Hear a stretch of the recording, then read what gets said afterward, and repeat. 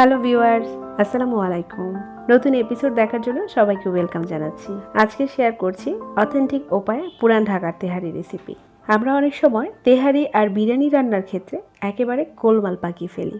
কোনটাতে আসলে কি মশলা দিব ভেবেই পাই না। অতিরিক্ত মশলার ব্যবহারের ফলে তেহারির পারফেক্ট স্বাদটাই যেন বিলীন হয়ে যায়। পুরান ঢাকায় যে তেহারি হাউসগুলো আছে সেগুলোতে কিন্তু একেবারে সাদামাটা মশলায় তেহারিটা তৈরি করে থাকেন। তো চলুন রেসিপিটি শুরু করি। তেহারি রান্নার জন্য আমি এখানে 1 কেজি গরুর মাংস নিয়েছি আর মাংসগুলোকে ছোট ছোট করে কেটে নিয়েছি। একেবারে সলিড মাংস নিলে তেহারির টেস্টটা কিন্তু ভালো লাগে না খেতে, সেই জন্য আমি কিছু চর্বি ও হাড়ও নিয়েছি। মাংসগুলোকে আমি এই সাইজে করেই কেটেছি, কারণ রান্নার পরে মাংসগুলো আরও ছোট হয়ে যাবে। মাংসটাকে ম্যারিনেট করে রাখার জন্য প্রথমে আমি এখানে 2 টেবিল চামচের মতো আদা বাটা আর 1 টেবিল চামচের মতো রসুন বাটা দিয়েছি। সাথে দিয়ে দিয়েছি প্রায় 1.5 টেবিল চামচের মতো লাল মরিচের গুঁড়া। ঝালের পরিমাণ আরেকটু বেশি খেতে চাইলে আরেকটু বাড়িয়ে দিতে পারেন। আর দিয়ে দিয়েছি প্রায় 1/4 কাপের মতো ফেটানো টক দই। আর এবার দিয়ে দিয়েছি পরিমাণ মতো লবণ। এবার সমস্ত উপকরণ হাত দিয়ে একটু ভালোভাবে মাখিয়ে নিচ্ছি। সমস্ত মশলাগুলো মাংসের সাথে খুব ভালোভাবে মাখিয়ে নিতে হবে, আর এই মাখানোটা কিন্তু খুব ইম্পর্টেন্ট। মাংসটা খুব ভালোভাবে মাখানো হয়ে গেছে। এবার আমি একটা প্লাস্টিক র্যাপার দিয়ে র্যাপ করে দিচ্ছি প্রায় 2 ঘন্টার জন্য। আর মশলা দিয়ে ম্যারিনেট করে রাখলে মাংসের ভেতর পর্যন্ত মশলাগুলো প্রবেশ করতে পারে, আর এতে করে মাংসের টেস্টটা কিন্তু বহুগুণে বেড়ে যায়।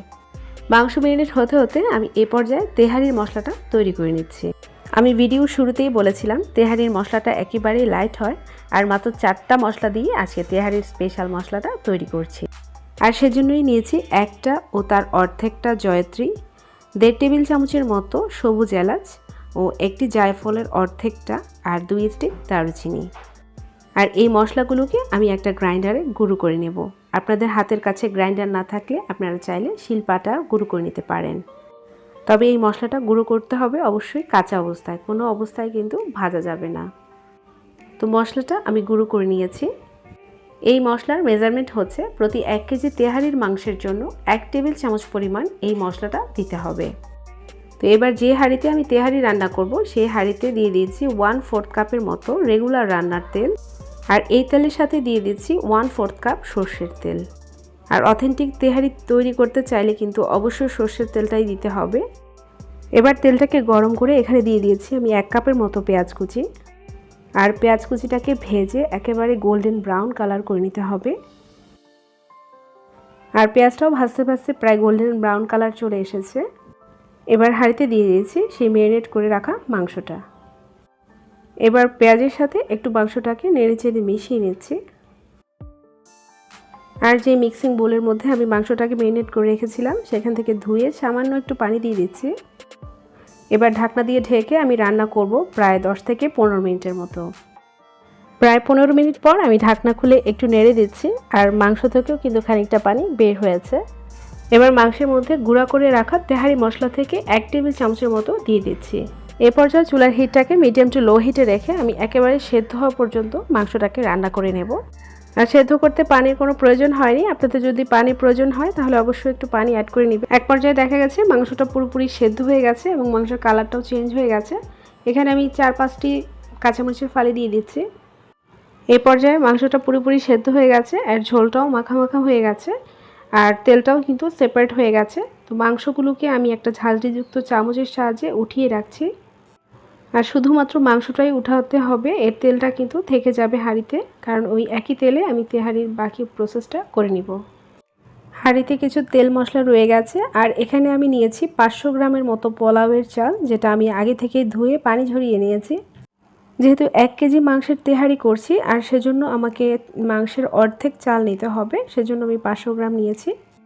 সাথে অ্যাড করে দিয়েছি আস্ত কয়েকটি কাঁচা মরিচ, আর দিয়ে দিয়েছি পরিমাণ মতো লবণ। যেহেতু মাংসে লবণ আছে সেজন্য লবণটা অবশ্যই বুঝে দিতে হবে। এবার চালটাকে আমি ভালোভাবে নেড়ে চেড়ে ভেজে নেব। আর চালটাকে এমনভাবে ভাজতে হবে যেন ভাজতে ভাজতে এক পর্যায়ে চালটার কালারটা চেঞ্জ হয়ে যায় আর চালের মধ্যে একটা সরসর শব্দ হয়। ঠিক এই পর্যায়ে আমি গরম পানি অ্যাড করে দিচ্ছি। চাল যতটুকু নেবেন ঠিক তার ডাবল পানি দিতে হবে, আর চালটা যদি নতুন হয়ে থাকে তাহলে পানিটা একটু কমিয়ে দিতে হবে। এখানে আমি 1 লিটার ফুটন্ত পানি নিয়েছি, তবে এখান থেকে আমি 1 কাপ পরিমাণ পানি আলাদা করে রেখেছি। আর এখানে আমি অ্যাড করে দেব 1 কাপ গরম দুধ। হাতের কাছে দুধ না থাকলে আপনারা চাইলে এটা পানি দিয়েও করতে পারেন। এবার খুব ভালোভাবে নেড়েচেড়ে চালগুলো মিশিয়ে নিচ্ছি। এবার ঢাকনা দিয়ে ঢেকে রান্না করব 4 থেকে 5 মিনিটের মতো। 4 থেকে 5 মিনিট জাল করার পরে পানিটা অনেকটা এরকম চালের সমান সমান হয়ে যাবে। আর ঠিক এই পর্যায়ে আমি এখানে অ্যাড করে দিচ্ছি সেই রান্না করা মাংসটা। এবার আলতো হাতে মাংসটা চালের সাথে ভালোভাবে মিশিয়ে নিচ্ছি। সব কিছু যখন খুব ভালোভাবে মেশানো হয়ে যাবে তখন আমি এখানে দিয়ে দিয়েছি 1 চা চামচের মতো ঘি। ঘিটা একটু নেড়েচেড়ে মিশিয়ে দিচ্ছি। এবার ঢাকনা দিয়ে ঢেকে রাখবো ঠিক 20 থেকে 25 মিনিটের জন্য। হাঁড়ির নিচে একটা তাওয়া দিয়েছি আর আগুনটা কিন্তু একেবারে লো হিটে রেখেছি, প্রায় নিভু নিভু আছে। আর ঠিক 25 মিনিট পর আমি ঢাকনা খুলে নিচ্ছি। চুলার ফ্লেমটা অফ করে দিচ্ছি আর একটা খুন্তির সাহায্যে আলতো হাতে আমি চালগুলোকে একটু এপাশ ওপাশ করে দেব। এতে করে নিচের ভাতগুলো একেবারে নরম হয়ে যাবে না আর ওপরের ভাতগুলো একেবারে ড্রাই হয়ে যাবে না, আর সবগুলো ভাত এ পর্যায়ে প্রপারলি কুক হয়ে যাবে। এবার আমি আবারও ঢাকনা দিয়ে ঢেকে রাখবো প্রায় 5 থেকে 10 মিনিটের জন্য। আর ঠিক 10 মিনিট পর আমি আপনাদেরকে গরম গরম পরিবেশন করে দেখিয়ে দিচ্ছি। একেবারে ইজি ওয়েতে আজকের তেহারি রেসিপিটি আপনাদের কাছে শেয়ার করলাম। আশা করি আপনাদের ভালো লাগবে। একেবারে অল্প মশলায় ঝটপট উপায়ে আপনারা একবার হলেও এই রেসিপিটি ট্রাই করে দেখতে পারেন। আশা করি নিরাশ হবেন না। ভিডিওটি ভালো লাগলে অবশ্যই চ্যানেলটাকে সাবস্ক্রাইব করে আমাকে সাপোর্ট করবেন আর পাশে থাকা বেল আইকনে ক্লিক করে রাখবেন। এতে করে নতুন নতুন নোটিফিকেশন আপনারা সব পেয়ে যাবেন। নতুন কোনো রেসিপি নিয়ে আবারও দেখা হবে ইনশাআল্লাহ। আজকের মতো এখানেই বিদায় নিচ্ছি। আল্লাহ হাফেজ।